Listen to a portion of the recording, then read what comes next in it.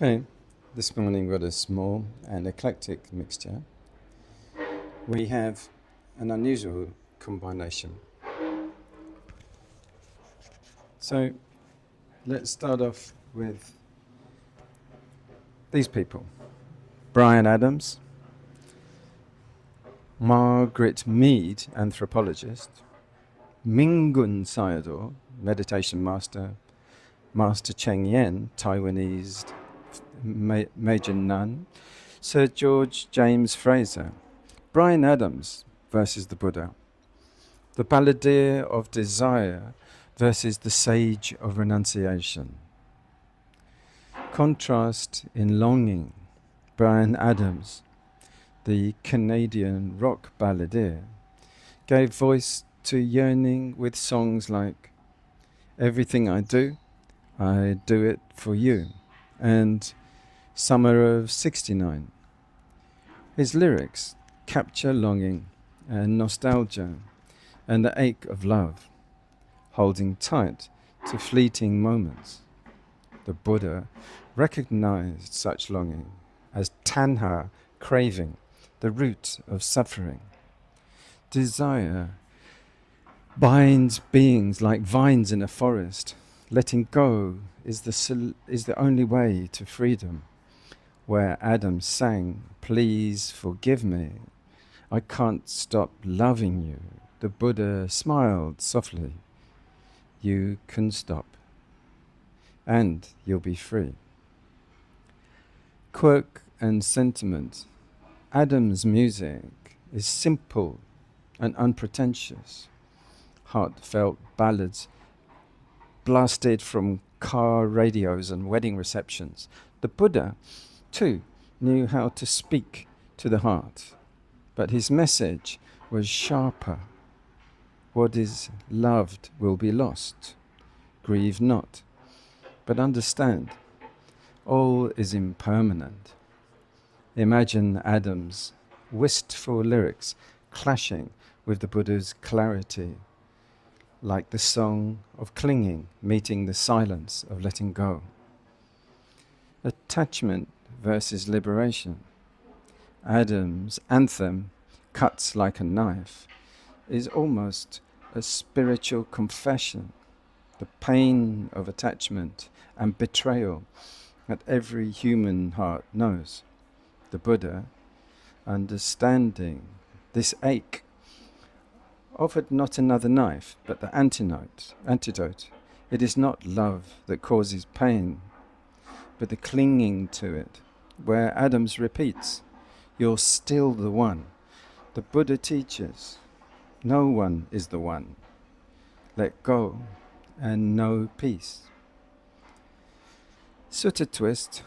Had Bryan Adams met the Buddha, the sage might have shared the Kālāma Sutta, the arrow.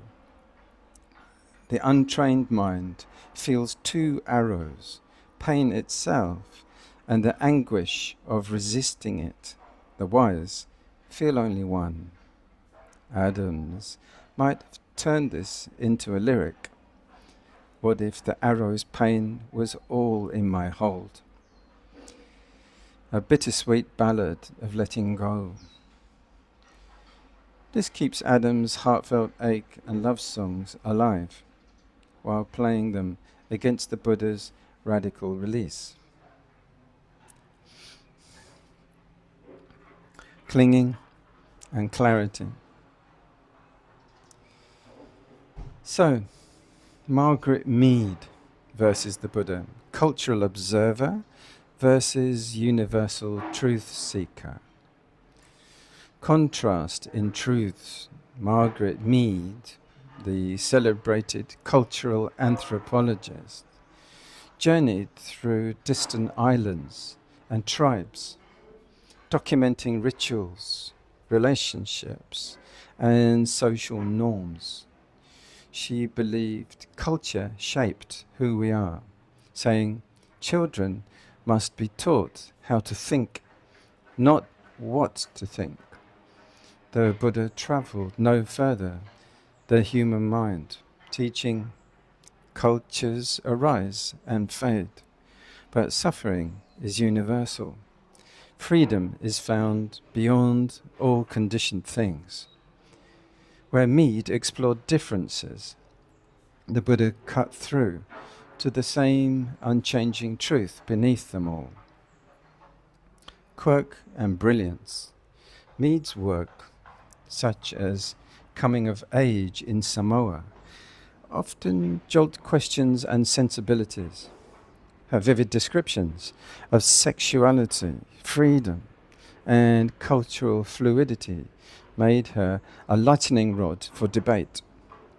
She pushed against societal assumptions, just as the Buddha did when he invited people to question the caste system, gender roles, and inherited tradition. It is not by birth that one becomes noble, but by actions, both rebels. Yet Mead was the ethnographer, the Buddha, the liberator.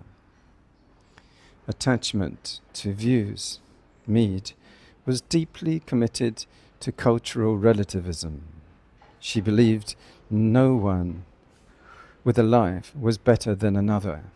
The Buddha might have gently challenged this, asking, does culture end suffering, or do views, no matter how well-intentioned, bind us?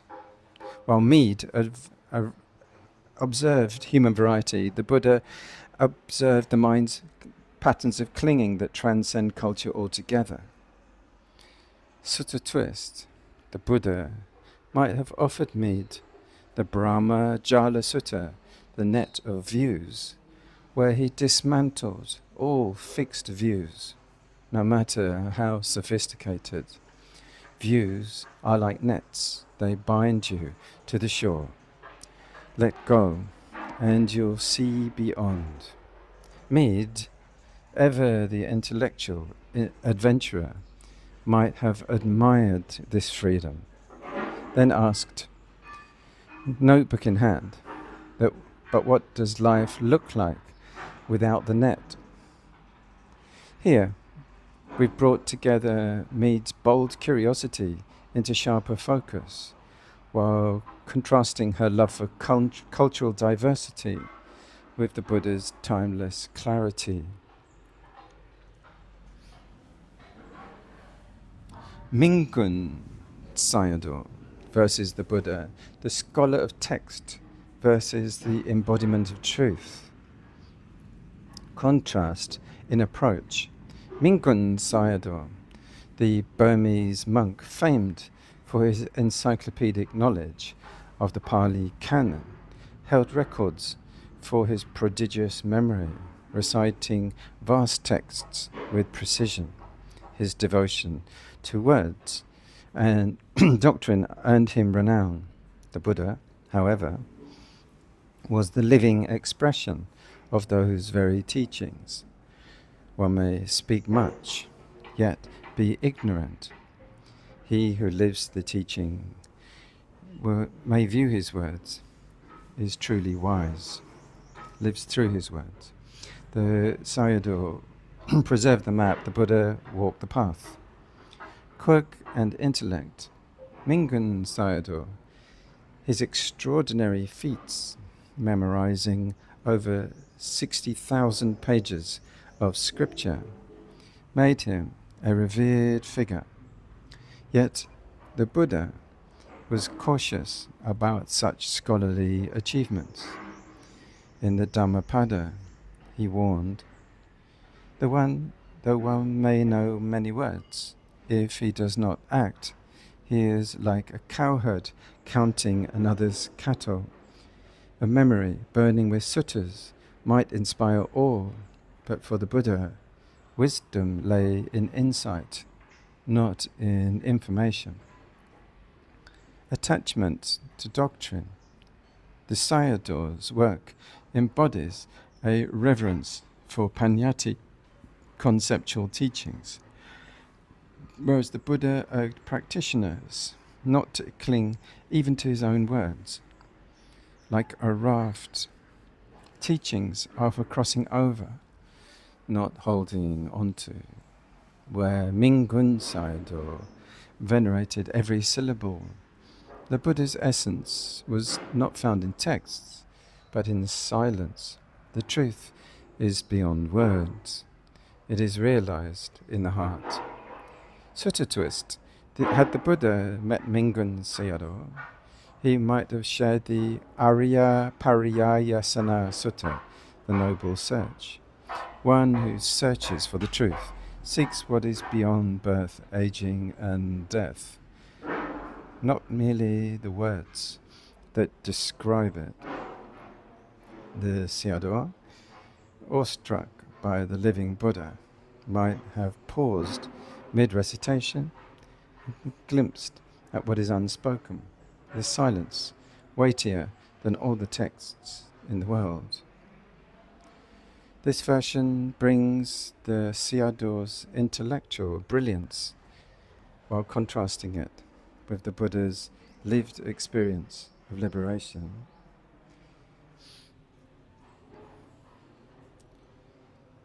Master Cheng versus the Buddha, the modern Bodhisattva versus the timeless teacher. Contrast in compassion. Master Cheng, the Taiwanese Buddhist nun and founder of the Tzu Chi Foundation, channels compassion into action, building hospitals, disaster relief centers, and schools across the globe. She teaches, do not underestimate your power. With a kind heart and hands, miracles happen. The Buddha, while equally compassionate, pointed to the root of suffering, teaching liberation through insight. Acts of kindness bring merit, but wisdom alone brings freedom. Cheng lifts the world's burdens. The Buddha teaches how to let them go. Quirk and practicality. Cheng philosophy is deceptively simple. A small coin can become a great act of love. For humanitarian focus mirrors the Buddha's emphasis on generosity, dana, as a gateway to freedom. Yet the Buddha would also remind her, even generosity is impermanent. True freedom arises when the giver, gift, and recipient are seen as empty. Cheng builds bridges. The Buddha points to the place beyond them. Attachment to doing good. Cheng tirelessly works within samsara, turning compassion into tangible results. The Buddha, while praising good deeds, also cautioned against clinging to outcomes.